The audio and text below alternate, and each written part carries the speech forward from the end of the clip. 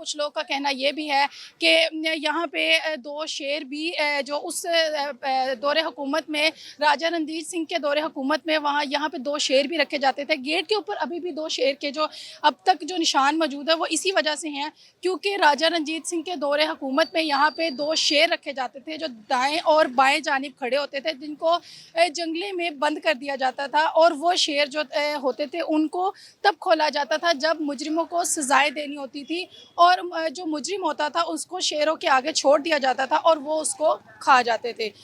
Sheranwala gate के आगे ये भी कहा जाता है कि एक दरिया बहता था, जो यहाँ पे जानवर होते थे जिसमें हाथी और मुख्तलिफ जानवर शामिल हैं, उनको नहलाने के लिए शेरावाला गेट के सामने जो दरिया बहता था उसका इस्तेमाल किया जाता था। राजा रणजीत सिंह के दौर में